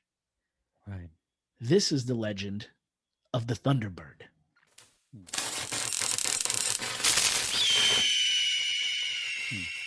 Now, the Thunderbird is one of the most dominant icons in Native American mythology, and is one of the few cross-cultural characters in Native American lore, meaning the belief in the Thunderbird is shared among many different tribes from different parts of the country. Now, legends of the Thunderbird differ slightly from tribe to tribe, but for the most part, the Thunderbird is seen as a very powerful, sacred force of nature. It's said to live in massive nests situated atop the highest mountain peaks so high they're constantly shrouded in clouds. When the Thunderbird appears, it brings with it huge storm clouds, and its beating wings produce waves of rolling thunder and wind, while its eyes and beak shoot lightning. The Thunderbird is seen as a symbol of power and strength and nobility, and it's seen as a protector of the upper world, keeping underworld spirits at bay by casting bolts of lightning at them. The Thunderbird is seen as the bringer of summer, as the storms associated with the Thunderbird provide the necessary elements to produce vegetation, thus sustaining the native people. Other legends say that the Thunderbird are shapeshifters, able to remove its head like a mask and its feathers like a cape, after which it can take on the form of a beautiful male child or a handsome young man. And you can tell a male child or young man is a shape-shifting Thunderbird by that person's ability to fluently speak backwards. For thousands of years, the Thunderbird has been featured predominantly in Native American art, on native pottery, masks, carving, jewelry, and totem poles. And in fact, to take a fun little detour here, Chicago is home to a famous 40-foot totem pole called Kwanusila, or the Thundermaker, and it stands in the Lakeview neighborhood in Lincoln Park at Addison Street, just east of Lakeshore Drive. Kwanusila features a sea monster with this lively expression, which forms the base of the pole, a whale balancing on top of the sea monster with its tail in the air, and there's a carved figure of a man holding a spear riding the whale's back, and the totem pole is topped by a Thunderbird with its wings outstretched, and its talons grip the whale's tail, an homage to the legend that a Thunderbird is large enough to carry a whale. Now, the totem pole that sits at Lincoln Park today is a replica of the original Kwanusila that was carved by the Kwakiutl Indians of Vancouver Island in the early 1900s and was subsequently brought to and dedicated to the people of Chicago in 1929 by James L. Kraft, the cheese guy. After its dedication to the people of Chicago in 1929, Kwanusila sat in Lincoln Park for nearly 60 years, taking the brunt of harsh Chicago lakeshore weather, along with suffering numerous acts of vandalism. Kwanusila was set on fire. It was shot multiple times in drive-by shootings. Keeping it classy, Chicago. Always. And overall, although well-intentioned, restoration efforts left our totem pole worse off. Incorrect paint was used to repair damages caused by weather and criminals, which sped up rot. Wrong colors were used during repairs, which altered the meaning of the totem pole completely. And plaster and rebar were incorrectly used as a structure enhancer. Overall, improper preservation methods to try and save the red cedar of which our totem pole was made failed. So on October 9th, 1985, the original Kwanusila was removed from Lincoln Park and sent to the Museum of Anthropology at the University of British Columbia in Vancouver, Canada, where experts hope to conserve and further analyze the sculpture. And on May 21st, 1986, an exact replica of the original Kwanusila was donated to the school children of Chicago by Kraft Incorporated, which still stands in the original location to this day. So, through Kwanusila, Chicago has a connection to the mighty Thunderbird. Nice little local tie-in there, right? Yep. Now, there is a supernatural side to this story that I have to mention. It's fairly well known in Chicago paranormal circles that the carving on Kwanusila of the man riding the whale that I mentioned, that man moves. It's said that if you watch the totem pole closely, the man's arms and head will move, changing positions ever so slightly. Or it's said that if you take a picture of Kwanusila and come back later and look at the totem pole, the man will be in a totally different position. Pretty creepy. No. Now, I have to mention it here. Over the years, I've tried this multiple times. I've sat and stared at Kwanusila.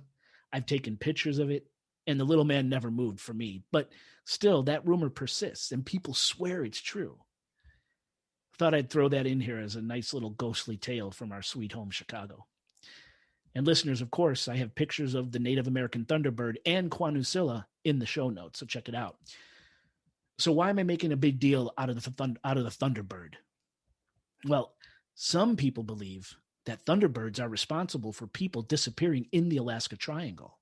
Like an honest-to-God Thunderbird swooped down and grabbed some of these people and carried them off far and away, possibly even consumed them as food. Right. But surely the legend of a Thunderbird is just a myth, right? There's not a bird in the world large enough to lift and carry off a human being, is there? I mean, I understand what you're trying to say, but please do not call me Shirley. Here, I thought you were going to drop some knowledge, some big I point. know. I know. That's why you do it seriously. Well, some news articles claim that there absolutely are birds large enough to do just that, lending credibility to the legends of the Native American Thunderbird. In a story published in the Juneau Empire on February 1st, 2018, so recently, a woman named Tabitha Bauer told of an encounter she had just at dusk on January 16, 2018, while she was driving in Mendenhall Valley, a neighborhood in Juneau, Alaska. As the news story goes, Bauer was driving her vehicle near Mendenhall Mall when it began to rain, so she flipped on her wipers, and that's when she saw it. A massive jet black bird with a short tail flying just above the treetops over Mendenhall Loop Road. And it was flying towards her. Bauer got a good look at the creature, and she estimated the bird's wingspan to be at least 20 feet, as wide as the road she was driving on. And she likened the bird to a small airplane, and she said its body could have been 8 feet long, if not longer.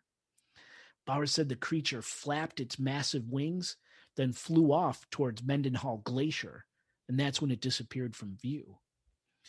No one's been able to identify the bird as something native to the area, or to Alaska for that matter, and many people claim that what Tabitha Bauer saw was an honest-to-God Thunderbird. And this isn't the only sighting of a massive unknown bird flying around Alaska. In October 2012, CNN reported on a story from a man named Moses Kupchiak, a heavy equipment operator from the village of Togiak, Alaska, who said that when he saw the bird, at first he thought this giant thing in the sky was an old otter seaplane. But when the thing banked and Kupchiak saw it from the side, he immediately realized that what he was seeing was not a seaplane at all, but a huge bird with a wingspan over 14 feet. The creature flew off towards a hill and disappeared. And that's when Kupchiak radioed in the sighting and urged Togiak residents to keep their children inside. Now, a short while later, a pilot named John Bowker, flying in the area of the Togiak bird sighting, witnessed the same creature from about 1,000 feet away from where he was flying. Bowker said, it was quoted in the Anchorage Daily News saying about the bird, quote, "He's huge. He's really, really big. You wouldn't want to have your children out," end quote.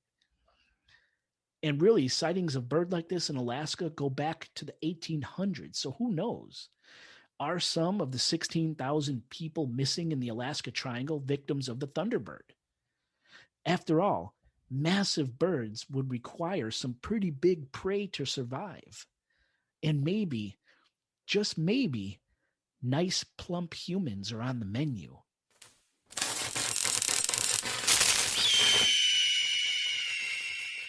That's a good ending for it. And I love how you love cryptids in general, so that's a good way to end it. It's rare for cryptids to be a possible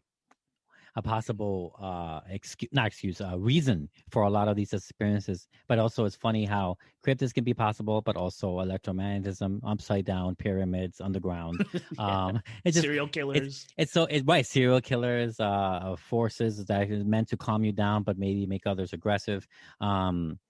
It's funny how the less we know, the more possibilities there are. But at the same time, the more of these details we get, it makes some of these possibilities, however extreme or weird, feel a little more possible, right? A little bit more. Maybe not the bird necessarily as much, but I like that you got some testimony in there of people who saw it. Thank you. It's a lot, though. Damn. It's 2 episodes worth of it's this thing, yes. But now, here's the funny thing. So I have clients in Alaska, someone who had some pretty open conversations with about, the podcast and things like this. So he's in Fairbanks, and Fairbanks is in the Triangle. And I ran this by him because I wanted some on the ground testimonial from someone I know. You know what I mean? Right. Have you heard of this stuff? What about the aliens? What about this? Thunderbird? He hasn't heard of any of it. But we don't know what we don't know. The fuck is that supposed to mean? Any of it. How long has he lived there? Oh, easily over 20 years, 25 years. He retired from the military and not retired. He got out of the military, moved to Fairbanks. So he's been there for at least 20, 25 years. He hasn't heard of any of this. And matter of fact, he listens to our podcast on YouTube. I guess where he's at, it's so spotty as far as electronics, like TV and cable and things like this. It's kind of out of the picture. Their entertainment is YouTube. Yes. Isn't that crazy? My friend of the show, Luke, was stationed in Alaska for his job for I think it was like a half a year or something. That's right. I remember. And he would often chide the poor reception to things, which is why, and I mentioned this, I think, was it the last show or some recent show? I mentioned how Alaska has one of the last blockbuster alive because they can't stream things very easily there because the internet is so bad and the reception so bad that they are better off with home video rentals. Wow. Yeah. Overall, that's why the last blockbuster is there in Alaska. It's because of those kind of reasons. His internet was so bad he could never record with us. Wow. Yeah. Yeah. So that's how. So we sit down and flip on Netflix. It sounds like for them, all they can do is really sit down and flip on YouTube. So he listens to us, but so hey, Ben, but never heard of any of this. As rich and detailed as this triangle is, all the things we've laid out, and there's more. We ran out of time, right? Right. He hasn't heard of it, so I thought that was interesting. Doesn't mean I don't believe some of it, but right. No, it is interesting, but also when it comes to let's say me, I've lived in Chicago for 37 years, and I didn't know about Resurrection Mary. No, that's true. Until we covered it. So maybe That's 35 years, because I think it was 2 years ago when we recorded that. So yeah, never heard of it. Didn't know about it. Didn't know that legend, at all. So there you go. Yeah, you can live here all your life. Or you can live somewhere all your life and not know that kind of stuff. It's possible. And this is just one city. I mean, he has an entire state, right? Oh, entire massive state. Yeah. Massive ass state. Yeah. But I loved researching this episode. I got to tell you. And I also wanted to tell you. So I saw, and forgive me, I'm going to do this. I saw the documentary about the last blockbuster. Oh, really? It is not in Alaska. That was there were two. They were like battling it out. It's Bend, Oregon. Oh, it was Oregon and Alaska? Bend and Alaska were fighting it out, and Alaska closed. Bend is still open. Oh, I thought it was the other way around. It's okay. It makes sense. You're my bad. That makes sense why it would be. My bad. Okay. But yeah, okay. One of the last ones then. Yes. No, I don't mind being wrong. But yeah, Oregon. I wonder why there. Do they explain that? Yeah, it was actually a really good documentary. No, but do they explain why it's in Oregon still? Like why? Kind of. Like the Blockbuster CEO, did it start in Oregon? No. Okay. No. That's Blockbuster took over a family. That was like maybe it was. Fuck, I don't remember. Watch it. I'm telling you, you'll like it. But anyway, not to get too far off track, but I heard that Home Family Video is closing down. Have you heard of that? I did. Yeah. So did you like these 2 episodes? Fuck yes, I did. Nice way to come back from our break. Yes, it's a very good one, and I don't know what the next one's going to be because, like I said, we are recording this in advance. So we said this before, and I don't know what the next one is going to be, but I know that very, very soon it's going to be a 2-parter from my end. Next up on the docket, nice. And no triangles, but it'll be. Let's just say it'll be around the world. So nice. I can't wait. Yep. Cannot wait. Mm-hmm. Well, also, listeners, I hope you like Oscar's added edits and flourishes. I love them. I think they enhance the story. Oh, right. I would love to know feedback on that because we did it first on a bonus episode, which not many people got to listen to, obviously, because it's for Patreon listeners as well only. But now that it's going to be in the live feed, let us know what you think. Let us know. I really want to know if it goes well and if it doesn't diminish the the integrity of the piece. That's what I really care about personally, because I know that we can be very jokey, and we're always very jokey, but we also can get seriously in moments and in certain paragraphs or in certain segments of our shows. And I want to make sure that it's not undercutting it by accident. So let us know. Hopefully it does something better instead of decreasing stuff. But yeah, hope you like it. There you go.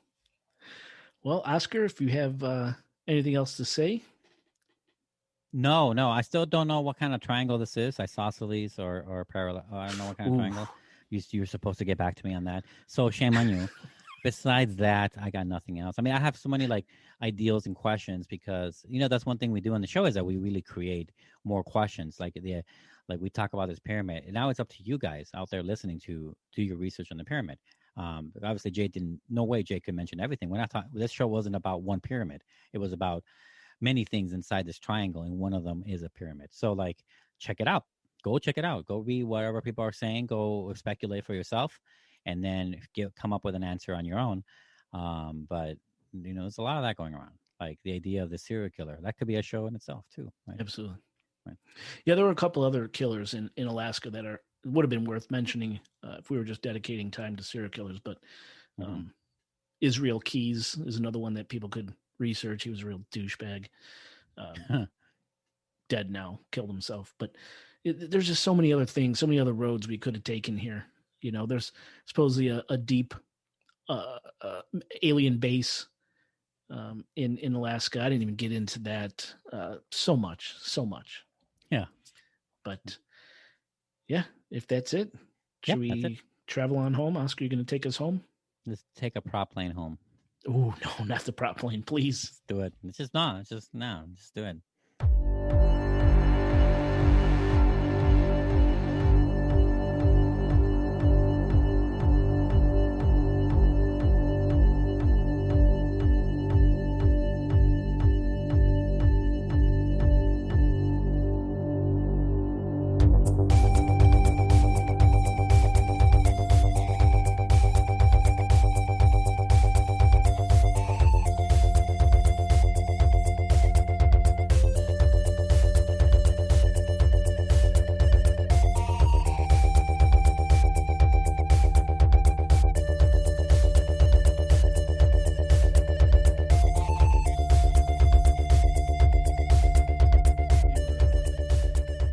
Watching WandaVision.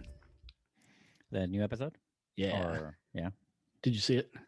Yeah, I saw it. I saw it last night. Wow. What do you think is going on? Well, I think Agatha Harkness is back. I think Agatha Harkness, the Salem witch from the Marvel universe. Right. I think she's Agnes, the neighbor. She's has to be. And then I don't think it's Quicksilver. I really don't. No, I don't think so either. I think again, I don't know much about them. Yeah. I think it's Mephisto. That's what I think. So, but what do you think this is like a happy accident for her, or is she's in cahoots with them? Is it a kidnapping thing? Is it a manipulation? Yeah, that's the other thing too. I think Agatha is controlling everybody. Maybe Wanda has a few people under her control, but I think Agatha is the one that's doing the most damage. Like when Vision freed that Indian guy at his work, the guy was like, please, it hurts, it's terrible, it's horrible. I don't think Wanda would do that anymore. So it's got to be somebody else. And I think it's the witch. Yeah. The reason I think that, if you remember from the Age of Ultron, when they introduced Scarlet Witch, they kind of make it seem like it's when she hijacks your mind like that, like it does. She could. They didn't say it hurt like that, but it was painful. Yes. Right. But then she also became an Avenger, so I don't think she would do that anymore. Well, I don't know if her powers doesn't work without hurting someone. Like if she were to do that. That's what I was going to say. Yeah. Right. Yeah, I don't know. But man, was it good when Wanda and Vision were about to square off in the front room? Ooh, man, that was cool. And then we finally found out that yes, Vision Vision was resurrected. It's not a mirage or anything. It's real, and he was dead and disassembled and everything, and she resurrected him. I really wonder how that works because of the Mind Stone. Well, he didn't have the Mind Stone anymore, did he? Because Thanos took it. Right. What I'm saying is that, well, Thanos took it and blah blah blah, and when Captain America returned all the stones to the original timelines, the Mind Stone was one of the things he returned from history. Now the Mind Stone is technically what? It's the one that Thor had? No, it's not. No, it's not. It's the other one. It's the one that I forgot. Tony Stark's father, I believe, has in the past. That's the one we've been using for most of the movies. Like, that's the Tesseract. That's the one that's unlimited power. That's the one that has, right? I'm pretty sure. And that's the one that's in Vision when he was created. But if it was destroyed on Earth, then it's in the past, in the 70s with S.H.I.E.L.D. I might be getting my facts wrong, but I think I'm right. And then, so I'm just curious as to how Wanda resurrected him without a Mind Stone. I see. Or is there 2 Mind Stones now? I don't know. I don't think you can. It seems like one of a unique stones. Like, right. I don't think you can replicate them, but I don't know. Well, unless it's easier because he wasn't human. Right. Maybe. Right. Yeah, he's not human. Yeah. Because she made a real good, strong point when her twins wanted her to bring the dead dog back. She's like, yeah, we can't. Mm-hmm. Something that's, flesh and blood, maybe. So maybe it was easier for Vision. I don't know. Mm-hmm. But man, it was great. It was great. And then how did you feel about the big reveal at the end? What was it again? I'm trying to remember. Evan Peters, Quicksilver. A completely different Marvel Universe Quicksilver. Oh, right. From the other movies. Have you seen them? And Oh yeah. Days of Future Past and yep. The other but one. Those, yeah. So I guess because I didn't get it, I was like, okay, cool. It's that version of Quicksilver. I thought it was weird that she didn't recognize him at first, but then I talked to my cousin and she's like, no, dude, that was owned by a completely different. Who was it? Universal, I think. Sony Universal. Yeah. Disney didn't own them. Now they're bringing in a Sony Universal character to the right. I think so. What this is that it's starting to look like WandaVision might be a stepping stone to allow in the X-Men into the universe of Marvel. Oh, okay. I think it means something potentially bigger than that. I think they're trying to, like, whatever's happening in WandaVision, whenever and however they explain it, they're going to introduce every single X-Men character and any Fantastic Four character. They're going to start bringing in that world into the Marvel Universe world. And I think that this WandaVision show is like their way to do that, their transitions. Really? To bring them in. And I'm not saying character by character. It could be that whatever magic is going on in WandaVision, whatever that field is or whatever the fuck. Yeah. I think it's gonna do some parallel universe type thing or something like that. It's going to be something crazy like that, and it's going to bring everyone in on it. Wow. That's what I'm thinking. That would be cool. Because over this time, also from the new year, Disney Plus has been adding in other movies that they didn't own previously. Like the what? X-Men. Like the Wolverine's on there now, for example. Oh. For example. Days of Future Past, I'm pretty sure is on there. Other stuff, other Marvel stuff that isn't owned by them or wasn't anymore. Maybe they are now. And see that, I guess I didn't realize that they were completely separate universes in the Marvel universe. Right. I mean, that's why, for example, and this is more like a copyright issue, why in Age of Ultron, they couldn't call Wanda and her brother mutants. They had to call them enhanced beings. Really? They call them that in that movie. And then obviously in the X-Men universe, they're called mutants because that's what the original thing is. Yeah. Mutant as a word was taken with when they were buying the rights in the 90s, for all these characters willy-nilly. Sony took the rights to mutants when they took X-Men or Fox or whoever owned them. And wow, that's crazy. So because of that, Marvel, the MCU / Disney couldn't use mutants as a word to call like a race of whatever. It's so meta. Like, that's so crazy. Mm-hmm. Now, so is that why in this latest episode when they were saying, does she have a funny or a silly name? And they're like, nope, no alias. And I'm like, dude, Scarlet Witch. And yeah, like, they don't know her as that. Not yet. Well, yeah, I mean, maybe this could all give her that nickname. Maybe they're gonna make up the nickname now. Right? Oh, okay. It's possible. But then no one's ever called her Scarlet Witch, I don't think, in the movies. Huh. They call her Enhanced or Maximoff or Wanda. I'm pretty sure. I might be wrong, but I don't think so. I remember Tony Stark calling her a witch, but not Scarlet Witch. Right. Right? Because she has weird powers, right? Yeah, like he called her the little witch or the freaky witch or something like that, but not Scarlet Witch. Right. Yeah. Whoa. Crazy. I mean, he also called Thor Lebowski, so. Oh yeah. Mjolnir. Oh look, Mjolnir. Whatever. Everyone. When the first snow hit really hard. Yeah. That day of. Man, it was so impossible to get out of my street. Like it was hard. Like I got out in advance to shovel enough to get out of the spot.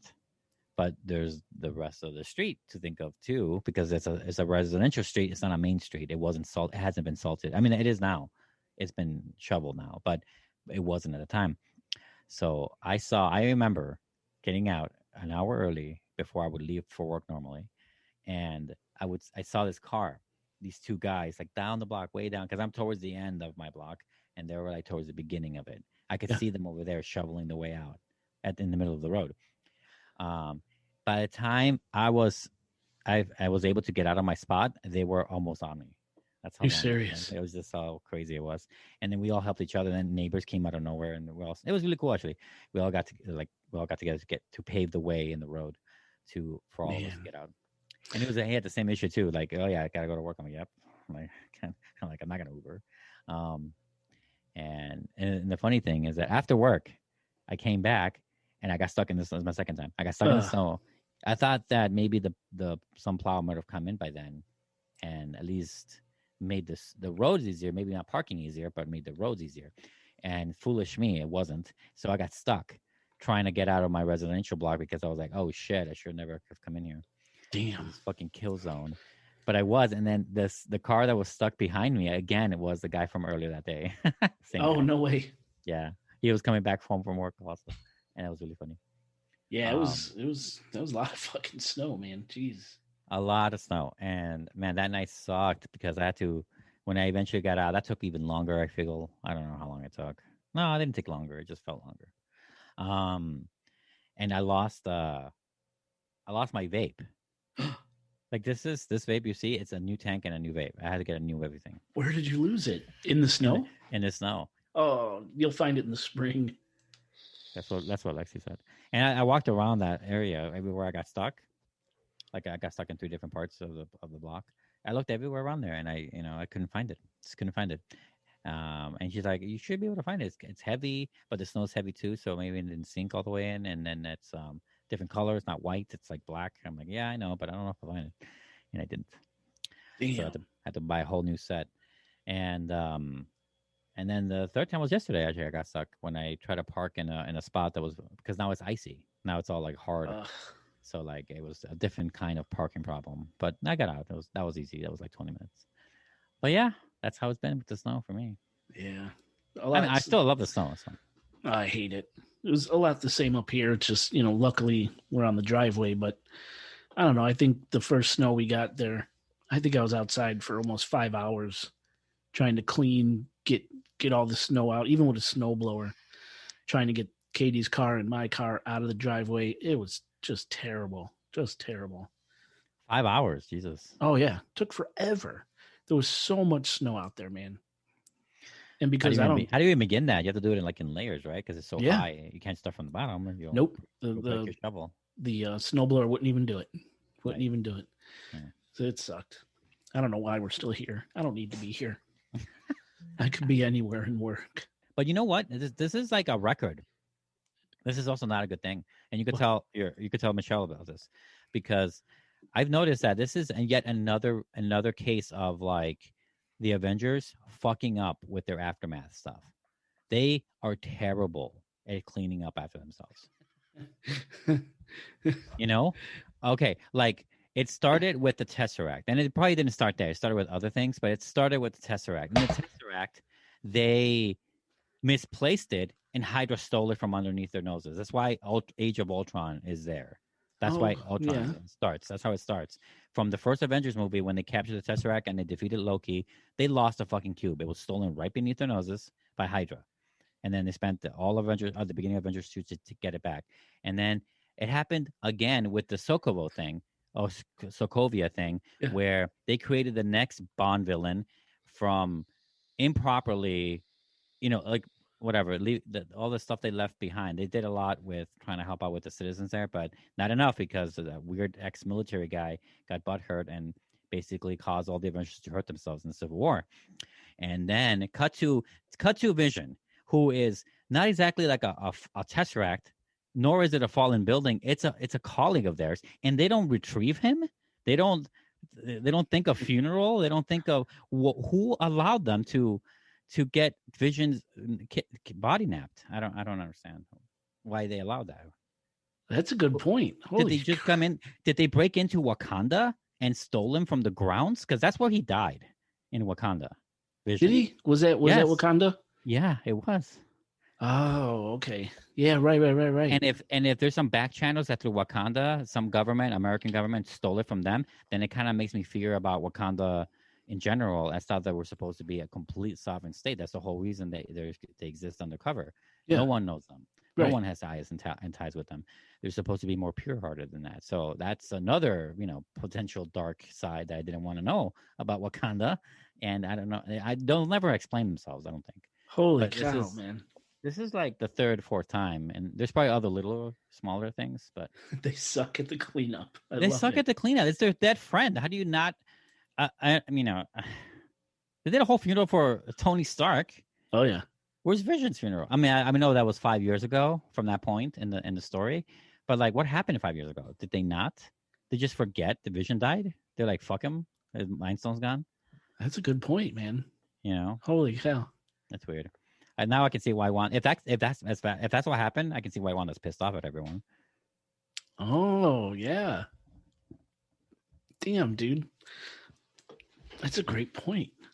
Yeah, I can see her like coming back after 5 years to defeat Thanos and all that, and she's like, "I'm gonna go visit my dead lover's grave. Where is it? Oh shit, we didn't. Oh shit, like we didn't make one. What happened to him? We just let him get right taken and torn up. Right. Damn. That's good, man. That is good. Stupid Avengers. Yeah. Bring the X-Men. Yeah. And that's the same thing happened with the beginning of Civil War, where that one guy from S.H.I.E.L.D., the bad guy that was actually Hydra from Captain America's Winter Soldier, because they tear down S.H.I.E.L.D. in that movie. They tear it down. They tear down the main building. They tear down the company itself. And when they tear down the building, there's this guy that's fighting Falcon. The S.H.I.E.L.D. guy fights Falcon. Isn't that Crossbones or Bones or some shit like that? I'm sure he has a name. I don't remember his name. I forget his name. It's in the tip of my brain, but it's going. He supposedly fell with the building, and I don't know. Again, I don't know what kind of cleanup. Like, I don't understand how, because Hydra was destroyed also for 90% of it at least. How did he get out of that building? First, you can't get out of the building without help. He had to have been to a hospital. How does no one arrest him? How did he get out? I don't understand.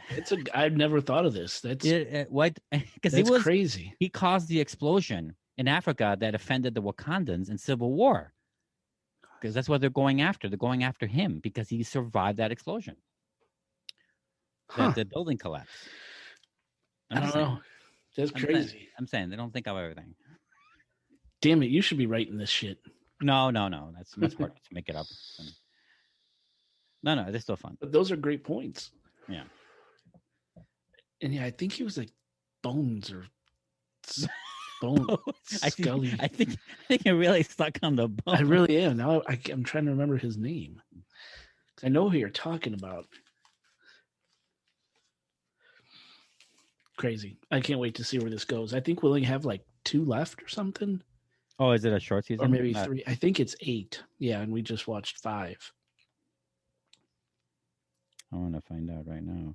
His name is Rumlow in the show, in the movies, played by Frank Grillo, who was a pretty good actor. I like. Oh, Frank Grillo. yeah. Oh, yes, that's right. Now you got his face, right? Yes, I do. Yes, I do. Frankie Grillo. Yeah. Frank He's a good Grillo. actor. He's a good actor. He can play. He's a good actor. Like he has this strange ability where he can play a really good guy or a really bad guy. Yeah, you're right. In any kind of role, he has dual things there. Yeah. Like I can see him playing a straight shooter cop or something, and then a really bad motherfucker like biker guy or something. You don't know. Definitely. Cool. Oh, for the life of me, I couldn't find a good one of a plane taking off that was sounded good and not too muffled or overdone. I couldn't find one, for fuck's sake. I tried Really? Yeah, a good one. But I found a good one that's a prop plane one, so that was good because we mentioned prop plane. Oh, yeah. Yeah, things like that I was able to find, but not everything. Awesome. It's awesome. Mm-hmm. I was trying to find, and I may still do it. I don't know yet.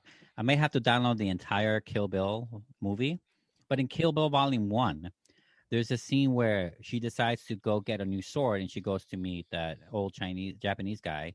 I forget his name. The famous Japanese sword guy, whatever. Sonny Chiba. Oh, yeah. And she says, Okinawa, one way.